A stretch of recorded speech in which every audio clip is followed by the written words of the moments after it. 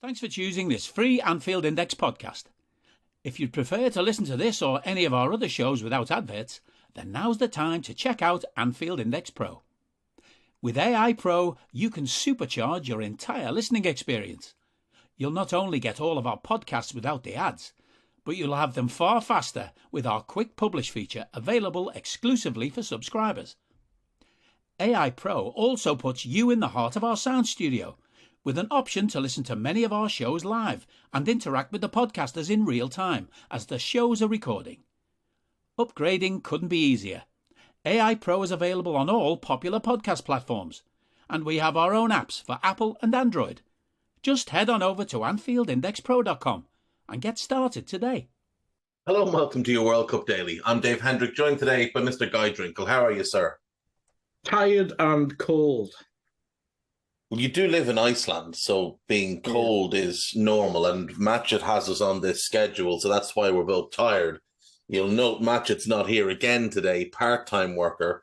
But we are here to discuss yesterday's games, which were Japan versus Croatia and Brazil versus South Korea, as well as today's games, Morocco versus Spain and Portugal, Switzerland. So let's start with that Japan-Croatia game, Guy. This game didn't go to plan for Japan because, number one, they had far too much of the ball, 41%. That's about double what they actually wanted to have. Number two, they actually scored first in this game. Again, that goes against the flow of what they've been doing in this tournament so far. Daisen Maeda put them one up on 43 minutes. And to be fair, it was a very much deserved goal. They were significantly better than Croatia in the first half. And if Maeda was a bit more ruthless in front of goal, a little bit more clinical in front of goal, they probably would have been 2 up by that point. Yeah, number 3, we both predicted them to win, so that never goes well. No, that's true. That's very true. But no, they were really good in that first half, and it seemed like Croatia was struggling with the pace of the game at times in that first half. They definitely recovered in the second half, as we'll come on to. But no, Japan probably should have, as you say, at least been 2-0 up in that first half, maybe even a couple more, because I think the Tomiyasu chance might have actually been the second half, but he either should have squared it better or took a shot himself, but he is a centre-back / right-back at the end of the day. Maeda, that was his first tournament goal, wasn't it? And you could kind of see almost overcome with it a bit, maybe just rushing everything before the goal, and then afterwards it was almost a sense of relief and stuff like that. So yeah, but maybe it's a strange one, because I think obviously we came at this tournament wanting to see Matoma and stuff like that, and he's been used as an impact sub, and it's obviously worked really well so far. But you think Croatia, quite an aged team, maybe you want to start off with the fast lads and just kind of take an advantage whilst they get into the game, because an experienced team like Croatia will figure out a game eventually. Yeah, they will. What Croatia want to do is bring the game to their pace and then control the game from there. And unfortunately for Japan, in the second half, that's what they allowed happen. And Croatia equalise. It's Ivan Perisic. It's a great header from a Dejan Lovren cross. Quite a good cross as well, to be fair to the pebble. But it is poor defending that he's allowed to get a free header in that space. Like, it just drops between 2 defenders. Neither of them make a good enough attempt to get to the ball. He powers a header into the goal, and that's 1-1. From there, both sides had chances. Japan looked the more dangerous side in the latter stages of the game, particularly when we went to extra time. It did look like Matoma in particular could open up that Croatian defence. But they held resolute. They created a couple of half-decent chances of their own, but the Japanese held out. And we go to penalties, Guy. And the penalties line as follows. And let's be honest, these are some of the worst penalties you're going to see. So Vlasic scores. No, sorry, Taki Minamino steps up and he misses for Japan. Nikola Vlasic scores for Croatia. Mitoma misses for Japan. You can't be the world's best player at everything. True. Brozovic steps up. He scores. Asano scores for Japan. Levaya misses for Croatia.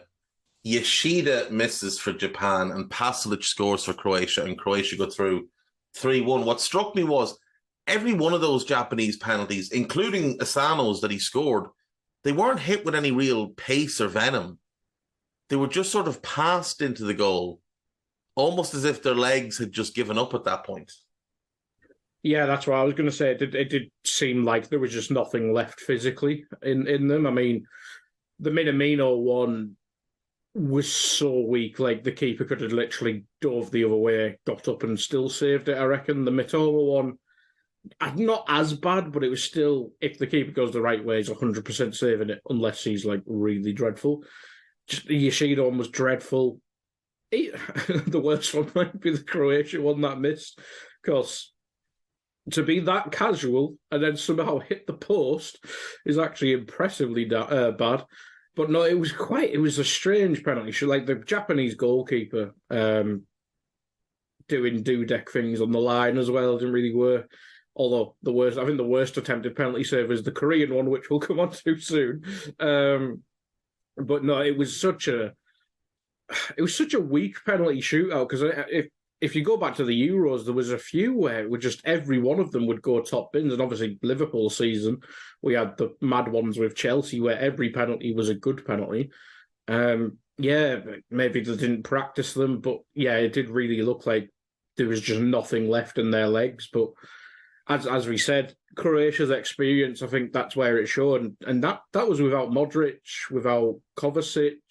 I'm sure there's other experienced players that got subbed off as well. But my highlight of the game, Dave, was Chorluka being mentioned, because they said, BBC commentators said he was on the bench, and I was like, is he still playing? Because I thought he was at least 55, but apparently he's just a coach. So Jermaine Genius got my hopes up there. Well, Jermaine Genius was definitely one of the lowlights of the game, an appalling performance on commentary. As always. A former teammate of Vedran Chorluka, and seemed to have no clue that Vedran Chorluka was part of the Croatian coaching squad, which is just a little bit weird that, you wouldn't, because Chorluka's only retired a year ago. He's 36 now. He retired in 2021 after 9 years with Bayer Leverkusen. You would think that, given him and Genius played together for years, that Genius would have, kept track of what he's doing, or that in his research for these games, they played together for 4 years. And he said he's a really good lad, that they got on really well. You would have thought he would have kept tabs on what he was doing, or, like I say, when he was researching Croatia before the game, he would have looked at the coaching staffs and seen his name and gone, "Oh, I know him." And maybe he could have, well, he could have maybe reached out to him, gotten to know what the mood was in the squad, had a chat with him about that, and that would add a lot to his actual commentary. But no, absolutely dreadful stuff from Genius, as bad as the Japanese penalties. And Croatia go through. Congrats to them. They will now face Brazil. Guy, Brazil just ran roughshod over South Korea, winning 4-1. Vinicius Jr. on 7 minutes, a Neymar penalty on 13 minutes. Richarlison scored a really, really good team goal on 29. And then Lucas Paqueta scores a great goal on 36. And that's basically all she wrote. Sung Hyo did get one back for South Korea on 76 minutes. They did also force Alisson into a number of very impressive saves. And it felt like if one of them goes in, Brazil will start taking it more seriously again. Like, it didn't feel like South Korea were ever going to come back into the game or anything like that. But the Korean goal was absolutely outrageous. And it was going to take something outrageous to beat the best goalkeeper in the world. It is astonishing that Brazil could have feasibly won this game about 25-0, and you still come... Well, obviously, with Liverpool fans, you still come out the game talking about Alisson Becker. And it's not because he has a porn tash this time. He is just different class. Like, in my lifetime, certainly in the Premier League, because I won't admit to watching Buffon every week and stuff like that, but he's probably up there. Like, I always thought Cech was the best, especially pre-helmet Cech. He was think class. But Alisson is taking over the mantle of the best I've seen in my lifetime. I think it's just got to come down to club career success to compare him with your Casillas, even Cech in the Premier League. Schmeichel was a smidge before my time, so can't really compare there. But in terms of Liverpool, no one comes close. But in terms of Premier League, yeah, it's probably between him and Cech for me. De Gea had the odd spell, but Alisson is so much more well-rounded than someone like De Gea. Like, Alisson's built for everything. Yeah, that is the thing. David De Gea was an otherworldly shot stopper for probably 5 years, leading up to probably 4 years, leading up to the 2018 World Cup. He had a stinker of a World Cup, and he's never really been the same since. And he had 2 disastrous seasons off the back of that World Cup. Petr Cech was incredible. He was absolutely phenomenal, particularly pre-injury. He was still a very, very good goalkeeper after the injury, but he never got back to the same level because the goalkeeper he was pre-injury, he was on course to challenge Gigi Buffon as the best keeper on the planet. And for me, Buffon is the best goalkeeper I've ever seen. I would say Manuel Neuer is probably number 2, but the only thing he has over Ali now is longevity. Because if you compare them in all facets, Ali's better 1v1. I would say Ali's the better shot stopper. I think Neuer's probably a little bit more commanding on crosses and such. And with their feet, I would say they're about the same. So I would say Alisson's a better goalkeeper.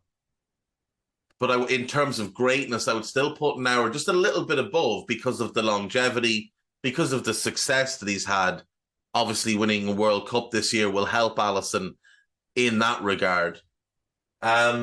He's a very, very special goalkeeper. And I had to laugh at the comments by Peter Schmeichel about how he prefers Ederson because he doesn't think he makes mistakes, whereas Alisson, you feel like there's always a mistake there.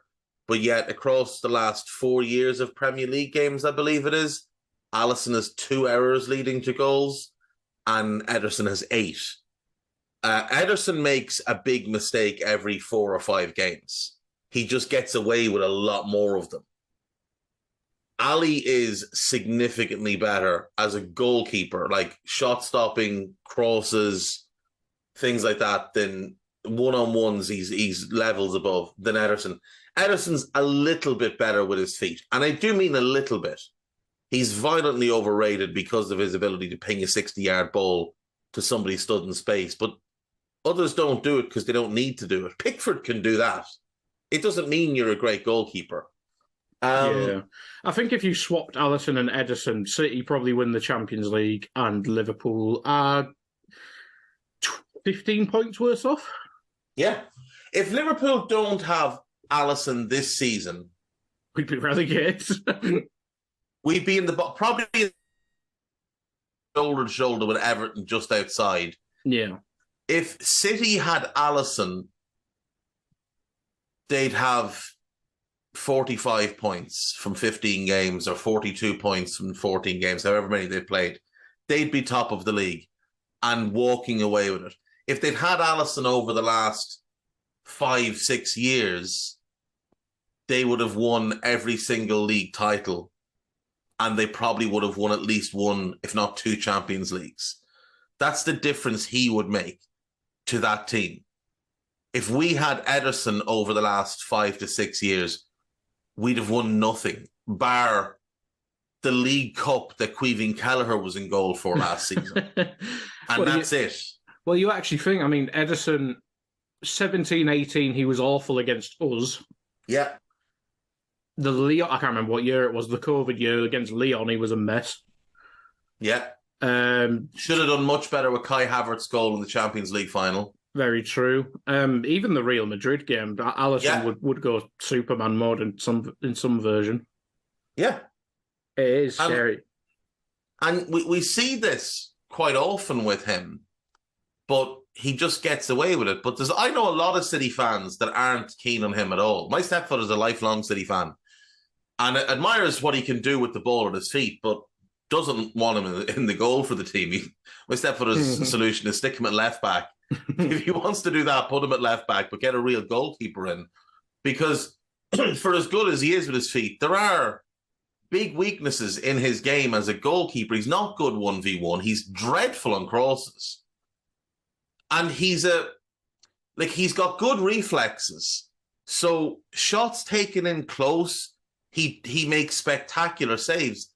But you see him quite often get beaten by fairly straightforward shots because he gambles and dives one way and the player shoots the other way. The Alisson-Ederson thing is forced, massively forced. There's no real debate to be had here. Alisson Becker is the best Brazilian goalkeeper by a mile. And it is notable that when Alisson got taken off last night, which was obviously just to allow some minutes for one of the other goalkeepers with 10 minutes left to play, it was Weverton who was brought on, not Ederson. So, that speaks volumes. Did Brazil do anything to convince you of their... They played some lovely football in that first half. I have to say, they did play some lovely football. I thought it was the first game in the tournament that Vinicius and Lucas Paqueta both showed what they were capable of. Neymar's injured and shouldn't have been playing. He doesn't look right at all to me. The Richarlison, somebody, whatever the reverse of a Space Jam is, that's what happens with Richarlison when he plays for Brazil. Someone gives him all of the talent that he doesn't have when he plays at club level. Yeah, they were, to be fair, that's the best I've seen them in this tournament. And I've seen all 4 games. That's the best they've played in this tournament. And I thought the defense looked more balanced as well. I think Militao is a much better defender than any of the other any of the fullbacks they brought. And Danilo, to be fair to him, actually defends a lot better at left back than he does at right back. And I don't really understand why that is, but he does. He's got the pace as well to cover for Thiago Silva. I do wonder when they play better teams, stronger teams, will he be brave enough to keep Paqueta in midfield next to Casemiro, or will he revert back to Fred? Do you know what's shocking about this Brazil squad, though, is that we watch Bruno Guimaraes in the Premier League every single week, and he is phenomenal. He starts for every single Premier League team, bar maybe City. But he starts for Arsenal, Spurs, Liverpool, Chelsea, United, and all the rest. And he can't get a look at. It's not that he's not first choice. He's behind Fred in the depth chart here. It doesn't really make any sense to me. Maybe just from a tactical point of view, it's what they want. Fred does play better at international level, but no, that's just the craziest thing about the squad to me, is that Guimaraes can't get a look in. Any last thoughts then on Brazil, South Korea? Don't play 4v4 versus Brazil. That's very fair. Very fair. Yeah, very naive setup from the South Koreans, and it hurt them. They got walloped. But look, they got out of their group. It was a very tough group. Uruguay and Ghana, I think, would have given Brazil a better game. But South Korea got out of the group. They did beat Portugal, so credit to them. Today, we have 2 games. So the early game, I think, is the more interesting game, in part because the latter game involves Haris Seferovic. But the first game is Morocco playing Spain.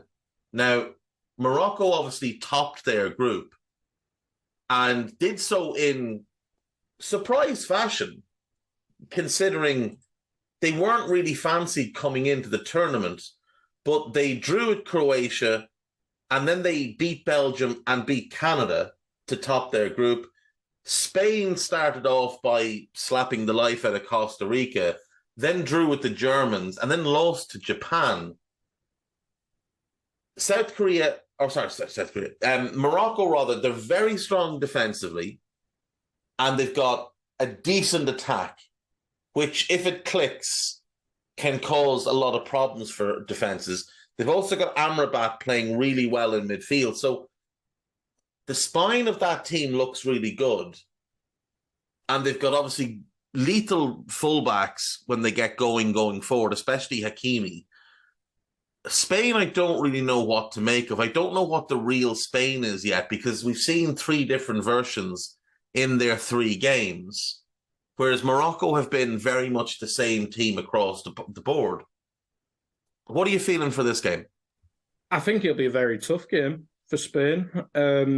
I think I'm right in saying Morocco only conceded once, and that was an own goal. And I think that was the first goal that coach conceded as the manager. Because I think everyone, I remember before AFCON last year in January, everyone said Morocco one of the favourites, and they're disappointed. So I'm guessing the coach got replaced, and this lad came in and made them very difficult to beat. And you see that in every game. Like the Croatia game was boring, very boring, but yes, it was. Did what they needed to do, and they're just almost boringly efficient. Like, and we know what Spain's weakness is, apart from the 2 left-footed centre back thing. But Enrique's fixed that, so he's in my good books at the minute.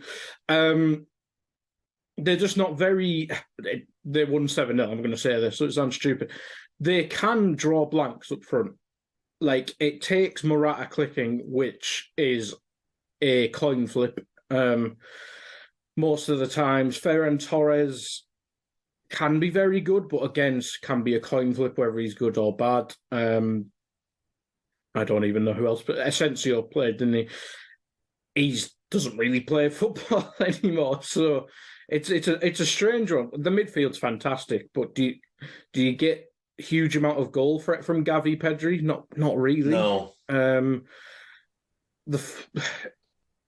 Can you get it there? Like El Nassi, is it El Nassi? I can't pronounce his name. The striker. Yeah. He's obviously been very good this tournament with not loads to work off, but yeah, will he cause a threat, or will they be trying to work for the big moments? Maybe try and get a set piece or a counter-attacking goal. I think this one is both interesting and potential to be the worst game of the tournament, because I just don't think either team will want to overcommit. But I think there's far more chance this game ends 0-0 than both sides score 2 goals. Yeah, I'd probably say the same. Yeah. I think you're right. Like, they did score 7 goals, but everybody said it after the game. Have they just scored their entire allotment of goals for the tournament? Because they're not particularly good going forward. They create that's come out the wrong way. They're not particularly clinical when they go forward. They are very entertaining to watch when they go forward. The passing and the movement is very, very easy to watch. It's fun. Yeah. Like you said, Gavi and Pedri, they're wonderful to watch. Now, let's be under no mistake here. Thiago Alcantara should be starting in that midfield instead of Gavi. As good as Gavi is, he's not as good as Thiago. Busquets is really good when Spain have the ball, but when Spain don't have the ball, Busquets becomes a liability, because those 2 young lads, for as good as they are on the ball, are dreadful off the ball, because they're kids. They don't know where they're meant to be. So they run a lot, but they don't know what they're meant to be doing, and they don't know where they're meant to be. So Busquets gets dragged to one side, and doesn't have the pace to get back to centre or across to the other side. Do you think he could maybe tinker? I mean, I think he'd be mad to tinker at this point. I think he'd be insane to do it. Because the other option would be Koke, I'd guess. Bring Koke in for one of the young or Llorente. You could bring Llorente, yeah. For more legs in midfield. Koke is coming into the tournament off an injury, so I don't know if you'd want to really be starting him. How the hell did Thiago make the squad? I genuinely don't understand what Luis Enrique's problem with Thiago is, but you remember he brought him to the Euros and barely played him. Yeah. So I think he'll go with a similar enough. I think he'll go with the same midfield. I think he'll play Morata and Olmo +1 in attack, probably Asensio. I think the question marks are the fullback positions, because Balde played there against Japan, the youngster from Barcelona, and he at least gives them some pace and some real thrust down the wing. Mm-hmm. Whereas, I mean, Jordi Alba's a little bit past his best. The right backs are both past their best. I think he has to go Rodri and Laporte. I didn't think Pau Torres had a particularly good game against Japan. I think he'll go close enough to what he's been using. I don't think he's going to tinker a whole lot. I don't think he'll touch the midfield. Obviously, I think the midfield would improve by putting Rodri in for Busquets. I think it would actually be better to play Busquets at centre-back and Rodri in midfield. But I'm not the one making the decisions. Yeah, it's certainly interesting. I think maybe it's just that I don't watch Barcelona because who's watched La Liga since 2010? Maybe they just think he can get out physical centre-back a bit more than midfield and it's more forgiving or something like that, whereas Rodri, yeah, it's just a strange one, but make a centre-back. Spain's a big enough country. Just make a centre-back that's right-footed. That isn't Eric Garcia. It can't be that hard. It is a bizarre thing how short they are on centre-backs right now. Like, you just wouldn't expect a nation... Like, even England have a group of good centre-backs. Now, they're not in the squad at the moment, obviously. That's the thing to point out for England. But, you know, you look at the Spain squad and you look at the centre-backs that are in it, and you've got Eric Garcia, who is mediocre on a good day.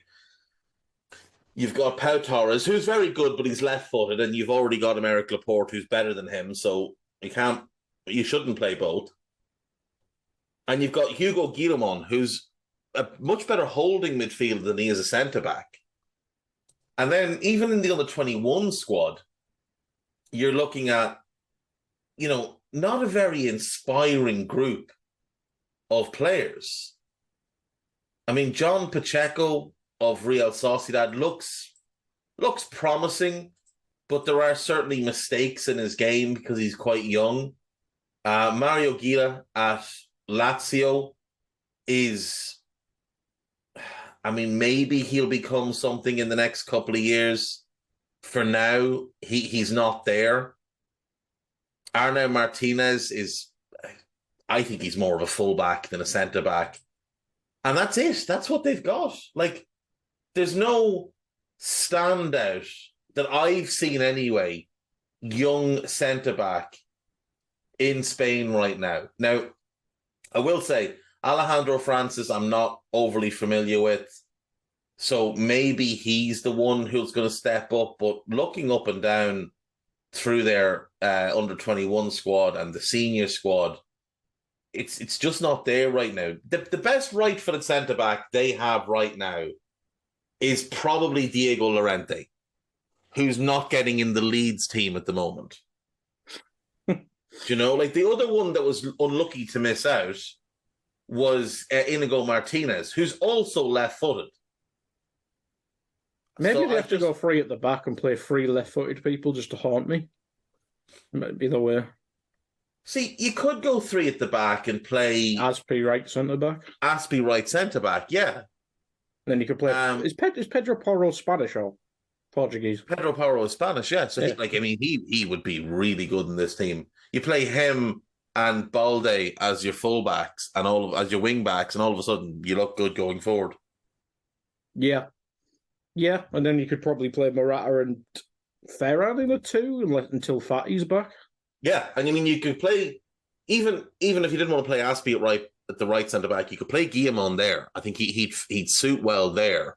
Your midfield, you just go with Pedri and Rodri, and Gavi as a 3, and then 2 up front. I mean, you could go, like you said, Morata and Ferran probably is the best partnership. But yeah, I mean, these are things that he's going to have to figure out. It's a big game today, obviously. A lot of pressure. He won't tinker too much, I don't think. What is your prediction for this one? 1-1 till extra time. Oh, do I go penalty shootout? Spain on a penalty shootout. Oh, big call. Big call. I'm just going to go Morocco. I'm going to pick Morocco to win 2-1, just to be different. My doorbell has just rung. I'm going to go 2-1 to Morocco. Ask what the person at the door thinks as well. Right then, moving on to our next game. It is Portugal versus the Swiss. So, Portugal topped their group. They defeated Ghana in the opening game. Needed a very, very, very dodgy penalty in order to do so. Then they beat Uruguay. The first goal, another dodgy penalty. Another dodgy penalty. The first goal is the one that Cristiano tried to claim as his own, and was apparently going to appeal or have the Portuguese FA appeal to FIFA on his behalf until it was pointed out that there's actually technology in the ball that measures whether there's any contact at all. So he dropped that and stopped embarrassing himself. Bruno gets that goal. Bruno gets the penalty. They did lose to South Korea. Now, it was obviously a heavily rotated team, but Cristiano did start in that one. As for the Swiss, they began their World Cup with a 1-0 defeat a 1-0 win, rather, over Cameroon, with Breel Mbolo getting the goal. Then they lost 1-0 to Brazil. A game in which they were outplayed, but were quite unfortunate to lose. It took an 83rd minute goal from Casemiro to beat them. And then in one of the stranger games of the tournament, they beat Serbia 3-2. Shaqiri put them 1-up. Mitrovic and Vlahovic scored for Serbia. And then Serbia just fell apart. Breel Mbolo scored for Switzerland. And Remu Freuler scored what I think is probably still the best goal of the tournament so far. Best team goal of the tournament so far. To give Switzerland a win and send them through. Guy, Switzerland always have one big surprise in them at an international tournament. Was the win over Serbia their big surprise? Or do you think they could possibly knock off Portugal today? I think there's definitely another one in them because, let's be honest, Serbia were pathetic throughout the tournament. They went for a fight and lost that fight. So, yeah, I think there's another surprise in there. I'm not sure it'll happen. Well, I think the main question here, Dave, do you think the manager has bollocks, basically, to bin Ronaldo after walking out of another game like the prick he is? No, I don't think he does. I don't think he does because I think he's going to retire after the manager. I think he's going to retire after this tournament, but I think he wants to do it on his own terms. I think if he bins Cristiano and they don't win the tournament, he's getting sacked because the pressure will just because football fans are idiots. Like they are. People get far too bogged down in tribalism and bias and, blind faith in certain things. And there's an awful lot of Portuguese fans, the casual fans. Now, real football fans know what they're talking about. I'm talking about casual fans are idiots. Like, they don't really understand what's going on. They don't really follow the games all the time. But when their national team are playing, they turn up. And like they'll know the players by name, but the one they know more than anyone is Cristiano. And in their heads, he's still the best player they've got, even though he's probably the worst player in their starting 11. And he's been awful in this tournament so far. If he plays, I think Switzerland have a real chance here. Because it's a little bit like Portugal having to play with 10 men when he plays. And he may well make me look foolish and get a goal or two today, but he was so poor in that South Korea game. He was dreadful against Uruguay. And barring his dive for the penalty that he scored, he did nothing against Ghana either. He's such a strange player, isn't he? I mean, you think when he developed into this number 9, he'd almost become, I'm going to use a football manager, and he almost became somewhat of a poacher, but he just gets drawn to the ball and just buggers off to the wing. It's like, mate, it's not 2006 anymore. Get in the box and head the ball. That's what your job is. See, the thing is, his innate instinct will always be to go wide. Yeah. Because that's what he grew up as. He grew up as a winger. And his whole thing was always moving wide, getting the ball, and driving central. And even in latter years where he was less involved in the build-up play, he would still hang wide and then burst into the box as the game built on the other side. And we've seen, like, to his credit, he may be the best header of a ball the game has ever seen. Like, his ability to jump and hang in the air is absolutely otherworldly. Like, he's the best athlete in football. History. Yeah. Must be. Phenomenal, like a phenomenal athlete. And he always had that pace. So if a ball was played in behind the defence, he could burst past them and get on the end of it. He would make those runs in between full right back and right centre back all the time. And the ball would find him from Kroos or from Modric or from Bruno or whoever. Or he had that ability to get on the back end of crosses.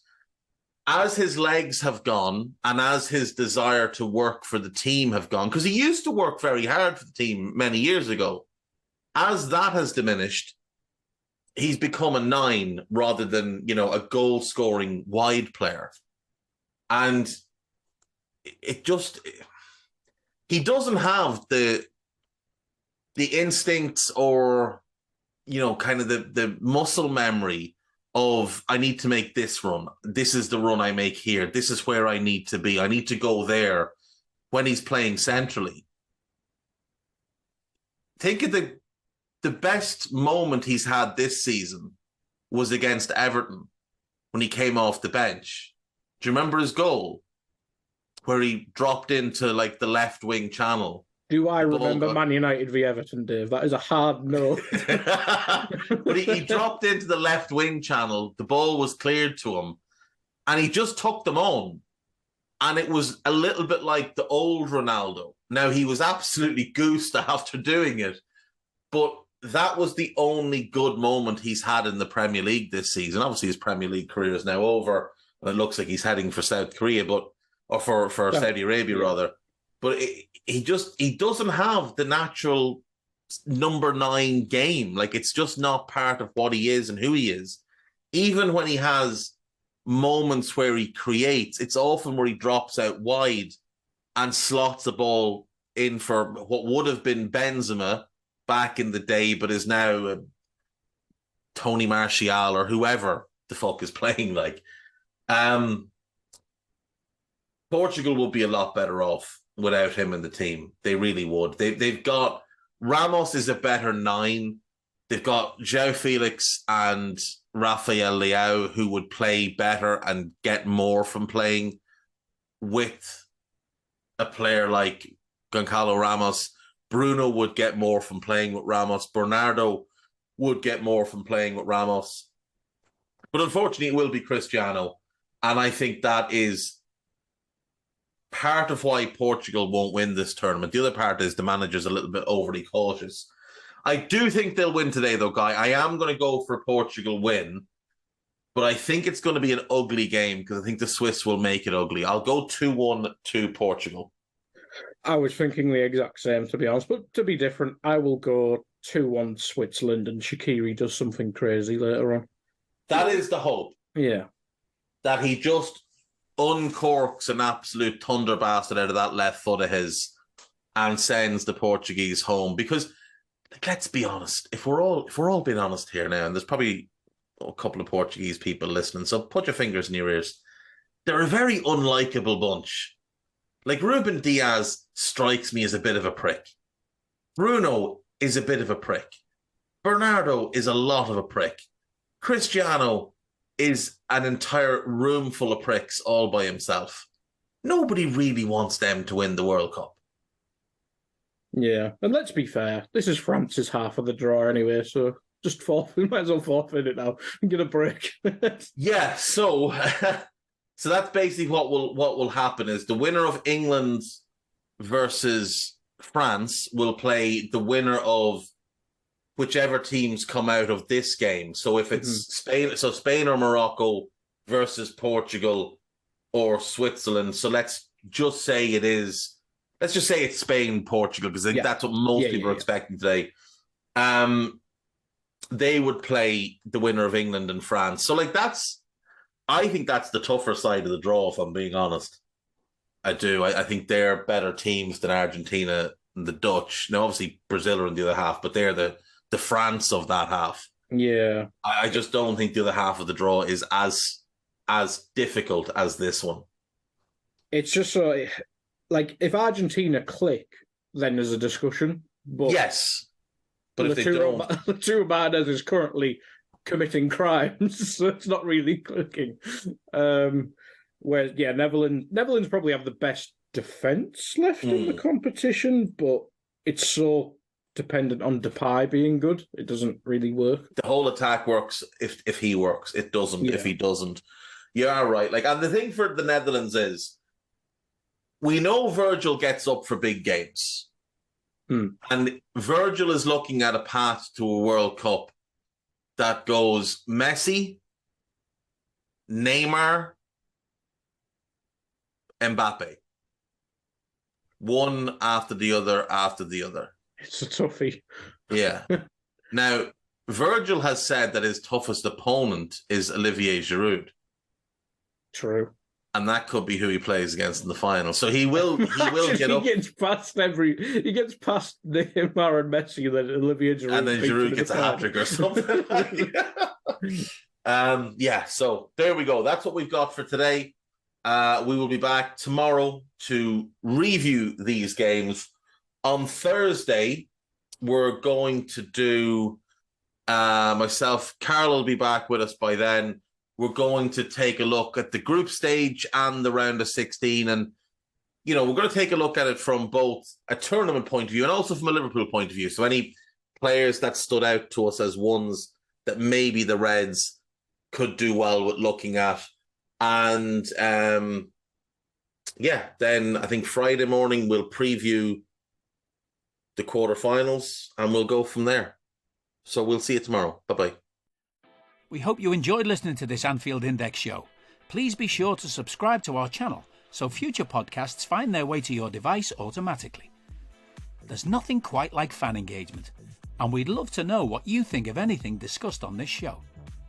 The best way to get in touch is over on our free Discord community, where both podcasters and listeners debate the hottest LFC topics 24/7. Sign up free now at AnfieldIndex.com/Discord. You won't regret it. You can also follow us on Twitter at Anfield Index and find us on Facebook by searching for Anfield Index. Oh, and before you go, we'd love it if you could leave us a 5-star review on your favourite podcast app. It only takes a couple of seconds, and it means the world to the people who create these free shows.